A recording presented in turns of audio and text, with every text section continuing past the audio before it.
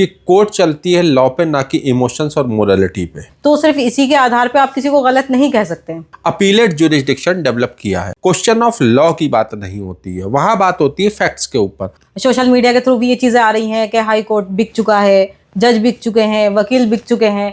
एक जो इसमें नेता है, राजनेता है, उनका नाम सामने आया, इस वजह से मामला माना जा रहा है कि ठंडे बस्ते में चला गया। नमस्कार, आप देख रहे हैं उदय प्रभात न्यूज। दोस्तों, एक ऐसे महत्वपूर्ण मुद्दे पर चर्चा करने जा रहे हैं। हमारे साथ स्टूडियो में मौजूद है, पहले मैं परिचय कराऊंगा आपका, एडवोकेट दीपक शर्मा और एडवोकेट हिना परवीन हमारे साथ मौजूद हैं। बहुत बहुत स्वागत है आपका। देखिए, एक बहुत ज्वलंत मुद्दा सामने आया है। काफी समय से ये मुद्दा चल रहा है, सोशल मीडिया पर चर्चा चल रही है जिसको लेकर, लेकिन ग्राउंड पर उसमें पीड़िता को अभी तक इंसाफ मिलता हुआ दिखाई नहीं दे रहा है। जी हाँ, वर्ष 2017 उन्नाव रेप केस की बात कर रहा हूँ। एक सामाजिक और न्यायिक चेतावनी, ये बहुत महत्वपूर्ण विषय है। 2 दिन पहले सामने आया था कि जो इसमें आरोपी है उसको बेल मिल गई है, लेकिन आज उसकी बेल कैंसिल हो गई है। दीपक जी, पूरे घटनाक्रम पर नजर बनाई है आपने, किस प्रकार देख रहे हैं इस मामले को? देखिए, जैसा कि मीडिया में एक प्रचार किया गया कि ये जो रेप केस है, इस रेप केस में बेल मिल गई है और जो आरोपी हैं सेंगर जी, उनके लिए यहाँ पर जो रेप के चार्जेस है उससे कोर्ट ने उन रेप के चार्जेस को सस्पेंड कर दिया है। और एक नैरेटिव ये चलाया गया मीडिया के द्वारा कि ये गलत किया गया। देखिए, मैं सबसे पहले आपसे ये कहना चाहूँगा कि कोर्ट चलती है लॉ पे, ना कि इमोशंस और मोरालिटी पे। Whatever is being codified and whatever is being written in the statute, मतलब जो भी विधि के अंतर्गत लिखा गया है, कानून का अनुपालन उस लिखे हुए के हिसाब से ही होगा। अब कुलदीप सेंगर जी का जो पर्टिकुलर केस जो आपका आया है, उस पर्टिकुलर केस में आप जब देखेंगे तो यहाँ पर जो कोर्ट है, जो दिल्ली हाई कोर्ट है, उसने ये स्टेटमेंट दिया है कि कुलदीप सेंगर जो हैं वो पब्लिक सर्वेंट नहीं है। और पब्लिक सर्वेंट की डेफिनेशन जो आपकी बताई गई है सेक्शन 2 पॉक्सो में, या भारतीय दंड संहिता, या आज के बीएनएस या सीआरपीसी, किसी भी कानून में, उन किसी भी कानून में एमपी, एमएलए, पार्षद इत्यादि जितनी ये इलेक्टेड मेंबर्स हैं, ये डेफिनेशंस में नहीं आते हैं। और जब डेफिनेशन में नहीं आते तो पब्लिक सर्वेंट की जो पनिशमेंट है लाइफ इम्प्रिजनमेंट की, वो यहाँ पर सस्टेन नहीं करती है। और जब पनिशमेंट सस्टेन नहीं करती है तो वहाँ का जो कन्विक्शन जो दिल्ली कोर्ट के द्वारा दिया गया था, उसे दिल्ली हाई कोर्ट ने कन्वर्ट करते हुए, सस्पेंड करते हुए, कुलदीप सेंगर को, जो पीड़िता है, उसके जो रेप के चार्जेस थे पॉक्सो एक्ट के अंतर्गत सेक्शन 5, उन्हें हटाते हुए कहा गया कि ये ट्रायल जो चलाया गया वो गलत तरीके से था। ठीक है। अब देखिए, इसी में मैं आपको एक विधिपूर्ण चीज़ और बताता हूँ कि भारत के संविधान ने अपीलेट ज्यूरिसडिक्शन डेवलप किया है। अब अपीलेट ज्यूरिसडिक्शन क्या है? डिस्ट्रिक्ट कोर्ट में कहीं पर भी, निचली अदालत में कहीं कोई मुकदमा चला तो निचली अदालतों में क्वेश्चन ऑफ लॉ की बात नहीं होती है, वहाँ बात होती है फैक्ट्स के ऊपर। फैक्ट्स के आधार पर निर्णय दिया जाता है। निर्णय आ गया, अगर कहीं पर कोई चूक है, वहाँ पर क्वेश्चन ऑफ लॉ उठने से रह गया तो अपीलेट ज्यूरिसडिक्शन बनता है। अब यहाँ पर सीबीआई के द्वारा जो ट्रायल चलवाया गया, सीबीआई कोर्ट के द्वारा, जिसमें सजा मिली, वहाँ पर जो अभियुक्त है इनके पक्ष के द्वारा ये कहा गया कि यहाँ क्वेश्चन ऑफ लॉ ये है, पॉइंट ऑफ लॉ ये है कि ये पब्लिक सर्वेंट नहीं है। इसको उठाया गया, कोर्ट में पेश किया गया, कोर्ट ने उसे देखा, डेफिनेशन देखी, डेफिनेशन पब्लिक सर्वेंट की जो डिफाइंड है उसमें कहीं पर भी एमपी एमएलए नहीं आता है। जब नहीं आ रहा है तो उन्होंने इसको जो चार्ज था सस्पेंड करते हुए जो कन्वर्ट करने की बात कही कि नहीं साहब, इसके लिए पब्लिक सर्वेंट ना होकर एक एज ए नॉर्मल बीइंग, जो एक आम आदमी, अगर उसके द्वारा दुष्कर्म किया जाता, उस चीज पर ट्रायल चलाना चाहिए। अगर उस ट्रायल को देखते हैं, सेक्शन 4 पॉक्सो को देखते हैं, तो उसके अंदर वर्णित जो सजा है उससे अधिक अवधि की ये जेल काट चुके हैं। जब जेल काट चुके हैं तो उस आधार पर यहाँ पर कोर्ट ने सस्पेंड करते हुए इनके लिए बेल ग्रांट करी है। क्वेश्चन ऑफ लॉ की बात करते हैं, लेकिन मीडिया, आम पब्लिक क्वेश्चन ऑफ लॉ, जो लॉ को नहीं जान रहे हैं, वो इमोशंस रखते हुए ये कहेंगे सुप्रीम कोर्ट, हाई कोर्ट वो ऐसा क्यों कर रही है। एक रिसेंट उदाहरण मैं आपको बता रहा हूँ। सुप्रीम कोर्ट ने कुछ दिन पहले इलाहाबाद हाई कोर्ट का भी ये जो है एक जजमेंट आया था, जिसमें उन्होंने कहा था कि यदि कोई व्यक्ति किसी फीमेल के ब्रेस्ट को या किसी प्राइवेट पार्ट को टच करता है तो वो रेप का नहीं amount, it does not amount to rape, वो रेप नहीं कर रहा है। तो रेप की डेफिनेशन में जब बताया ही नहीं गया है, वहाँ पर पेनिट्रेटिव सेक्सुअल असॉल्ट की बात की गई है, अलग अलग इंग्रेडिएंट हैं, ब्रेस्ट को टच कर देना या प्राइवेट पार्ट को टच कर देना, ये चीज़ें ठीक है, कोर्ट चलती है इंग्रेडिएंट्स के ऊपर और इंग्रेडिएंट्स स्टैट्यूट में वर्णित होते दीपक जी, हैं। मैं वापसी आता हूँ आपके पास। हिना जी, उन्नाव रेप केस एक चर्चित और महत्वपूर्ण संवेदनशील केस रहा है। 2017 उन्नाव की घटना है। ये महिला सुरक्षा, न्याय विभाग और न्यायिक सुरक्षा को लेकर एक महत्वपूर्ण संवेदनशील बिंदु माना जा रहा है। किस प्रकार देख रहे हैं आप इस पूरे सब मामले को? देखिए, सबसे पहले मैं यही कहना चाहूँगी कि ये जो भी हुआ है बेहद दुखद है।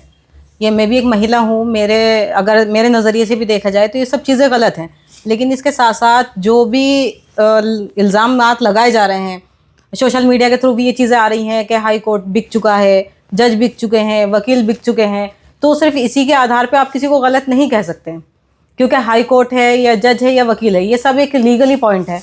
और ये सब जो देखते हैं ये इमोशनली चीज़ें नहीं देखते हैं। 1% अगर लोअर कोर्ट में कोई ट्रायल चलता है तो पूरे मतलब सबूत के ना होने के आधार पे या किसी भी भूल चूक के आधार पे अगर कोई डिसीजन गलत हो भी जाता है तो उसमें भी इंसान कह सकता है। लेकिन ये जो मामला गया है ये गया है हाई कोर्ट में, तो हाई कोर्ट में जाहिर सी बात है जो वहाँ के जजेस हैं, जो वहाँ के लॉयर हैं या जो लीगली पॉइंट ऑफ व्यू से उस केस को देख रहे हैं, स्टडी कर रहे हैं, तो वो उसकी सारी बारीकियों पर भी फोकस करके कर रहे हैं।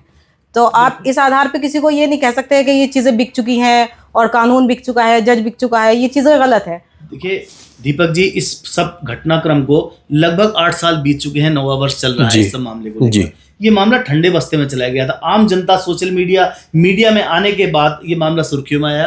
एक जो इसमें नेता है, राजनेता है, उनका नाम सामने आया। इस वजह से ये मामला माना जा रहा है कि ठंडे बस्ते में चला गया था। क्या आम जनता इस मामले को नहीं उठाती? क्या मीडिया में इस तरह का मामला हाईलाइट नहीं होता? तो क्या न्यायालय इस मामले का संज्ञान लेकर इसको सही दिशा दे पाता? देखिए, कुछ केसेस होते हैं जो हाई प्रोफाइल केसेस हैं। जब हाई प्रोफाइल केसेस का मतलब है जब कहीं पर कोई वीआईपी से मेरा मतलब है जहां पर किसी का पॉलिटिकल इन्फ्लुएंस है या मॉनेटरी इन्फ्लुएंस है या कहीं पर उसका कोई रसूख है, ऐसा कोई व्यक्ति किसी क्राइम में इन्वॉल्व होता है तो मीडिया उसे हाईलाइट करती है। ऐसा नहीं है कि रेप केस कहीं और किसी अन्य आदमी के द्वारा नहीं किए गए, लेकिन जब एक कॉमन पर्सन किसी एक्ट को करता है तो उसे मीडिया की कवरेज या मीडिया की हाईलाइट नहीं मिलती है। आज आप देखेंगे पिछले 10 सालों में चीज़ें जो हमारी मीडिया है, मीडिया के साथ सोशल मीडिया बहुत सी चीज़ों के लिए कवर करती है जिसे नेशनल मीडिया या स्टेट मीडिया कवर नहीं कर पा रही है। साथ ही हमें ये भी देखना पड़ेगा कि हमारे पॉलिटिकल एजेंडे वो किस तरीके से पार्टियां कर रही हैं।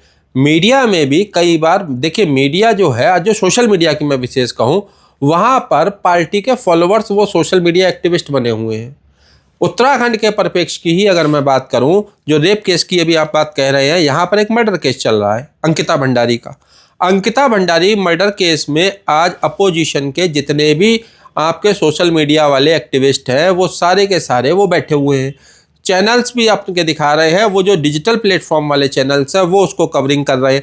मेरा एक छोटा सा मानना है कि आपको न्याय मीडिया दिलाएगी या कोर्ट दिलाएगी। अगर कोर्ट न्याय दिलाएगी तो न्याय व्यवस्था पे सवाल क्यों? दूसरी चीज़ आपको ये भी देखना पड़ेगा, जैसे उन्नाव का केस है, जैसे आपने कहा कि मीडिया ने हाईलाइट, सर मीडिया से पहले कोर्ट है, कोर्ट ने वहाँ पर जजमेंट देके कन्विक्शन किया था, उसे सजा हुई अगले साल को, अगले इंसान को, वहाँ पर वो सजा याफ्ता मुजरिम है। केवल एक केस ही नहीं है, उसके ऊपर दूसरी चार्जशीट भी फाइल हुई थी। जैसा कि आपने अभी इसी परिप्रेक्ष्य में इसी तरह के मामले में उत्तराखंड का जिक्र किया जी, उत्तराखंड का ये मामला घटे हुए 3 वर्ष बीत चुके हैं जी। अब 3 वर्ष से लेकर ये घटना जो है बोतल का जिन से बाहर आ गई जी। एक महिला के द्वारा सोशल मीडिया पर आरोप लगाया भाजपा के बड़े नेता के ऊपर जी। लेकिन यहाँ ये महत्वपूर्ण होगा देखना दीपक जी कि यदि उनके पास इस तरह का कोई प्रूफ था तो वो अब तक उस प्रूफ को क्यों दबाए बैठे? जी, ये महत्वपूर्ण है। देखिए, एविडेंस की जब आप बात करते हैं, एविडेंस जिसे हम हिंदी में साक्ष्य कहते हैं, साक्ष्य के आधार पर ही किसी व्यक्ति का कन्विक्शन या एक्विटल होता है।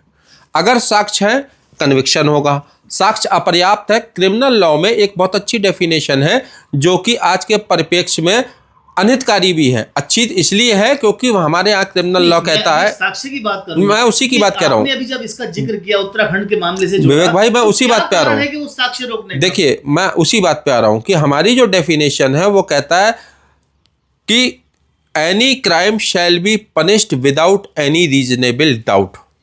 किसी भी प्रकार का कोई संदेह ना हो तभी उसे सिद्ध माना जाएगा। अगर 0.1% भी संदेह है तो बेनिफिट ऑफ डाउट जो आपका अक्यूज्ड है उसके लिए जाएगा। हमारा क्रिमिनल लॉ ये कहता है। इस क्रिमिनल लॉ के आधार पर जैसे अब आप कह रहे हैं कि वहाँ पर जो साक्ष्य जो आज निकल के आ रहे हैं 3 महीने क्यों, देखिए बहुत सी चीज़ें हैं जो आपका एविडेंस है। एविडेंस मान लीजिए मेरे पास है और मैं इसे छुपा के रखता हूं, मैं नहीं दे रहा हूं। महत्वपूर्ण यहाँ एक चीज और मैं स्पष्ट करना चाहूंगा दर्शकों के लिए कि यदि किसी व्यक्ति के पास इतने महत्वपूर्ण, इतने संवेदनशील विषय के लिए साक्ष्य है जी, और वो उसको छुपाता है, तो क्या ऐसा व्यक्ति भी दोषी है?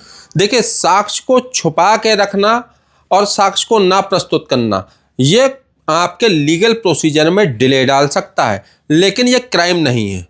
उदाहरण के लिए कह रहा हूं, मान लीजिए मेरे वॉलेट चोरी होता है, मैं अगर कंप्लेंट लिखाने ही ना जाऊं तो प्रशासन या जज साहब को सपना थोड़ी आ रहा है कि दीपक का पर्स चोरी हो गया है। हमें अवेयर होना पड़ेगा। पुलिस ने उस समय भी डिमांड करी थी कि यदि किसी व्यक्ति के पास किसी प्रकार का साक्ष्य है तो प्रस्तुत करें। ये चूक कहें या ढील कहें, कई बार क्या होता है, अक्यूज्ड की अगर मैं बात करूं, इसी उन्नाव रेप केस की चर्चा कर रहे हैं, वकील साहब की भी जो है एक्सीडेंट में मृत्यु हो गई। एविडेंस आसाराम के केस देख लीजिए, आसाराम वाले केस में कितने लोगों की हत्या हुई है। हत्या मैं इसलिए कहूंगा क्योंकि उसे एक्सीडेंट का रूप देकर हत्या ही माना जाता है। चीजें जब चलती हैं तो कहीं ना कहीं जो गवाह है उसके मन में भी भय है कि मैं अगर एविडेंस लेके जा रहा हूं कहीं मेरे साथ ही कोई घटना ना घटित हो जाए। कई बार भय से या कई बार परिस्थिति के विपरीत होने के कारण से गवाह सामने नहीं आता, एविडेंस नहीं आ पाते हैं। आज जो हम उत्तराखंड की परिप्रेक्ष्य की बात करें, एक एक्ट्रेस है उर्मिला नाम जिनका है, वो आज एविडेंस पेश कर रही हैं। तो अब मीडिया से ज़्यादा इम्पोर्टेंट रोल है जुडिशरी का, मीडिया से ज़्यादा इम्पोर्टेंट रोल है एग्जीक्यूटिव का। एग्जीक्यूटिव उन एविडेंस के आधार पर उर्मिला सनवर उनके हस्बैंड के लिए गिरफ्तार करे राठौर जी को, और गिरफ्तार करने के बाद उनके जो आपके एविडेंस है उन्हें सीज करते हुए कोर्ट में पेश करें। न्याय तो वहां से मिलेगा या मीडिया ट्रायल से मिल जाएगा। उच्च अधिकारियों ने अभी 2 दिन पहले एक वक्तव्य जारी किया था इस मामले को लेकर कि यदि किसी भी व्यक्ति के, उर्मिला सनावर नहीं, किसी व्यक्ति के पास इस केस से लेकर यदि कोई साक्ष्य है तो उसको प्रस्तुत करें, तब पुलिस उस पर संज्ञान लेकर आगे कार्रवाई देखिए। हालांकि पुलिस ने इस पूरे मामले की अब पूरी तरह से खोजबीन शुरू कर दी है। देखिए, इसमें ना जुडिशरी का ये फेलियर है, ना फेलियर है आपका पुलिस का। ये फेलियर वास्तव में है एक मानवता का। इंसान के पास अगर एविडेंस है, आज आप बोल्ड होके इन चीज़ों को सामने लेके आ रही हैं, किस कारण से आ रही हैं उनका भगवान जानता है या वो खुद स्वयं जानती हैं। इन एविडेंसेस को अगर उसी समय सामने साक्ष्य प्रस्तुत किए जाते, आज सवाल उठ रहा है SIT पे, आज सवाल उठ रहा है CBI जांच क्यों नहीं हुई।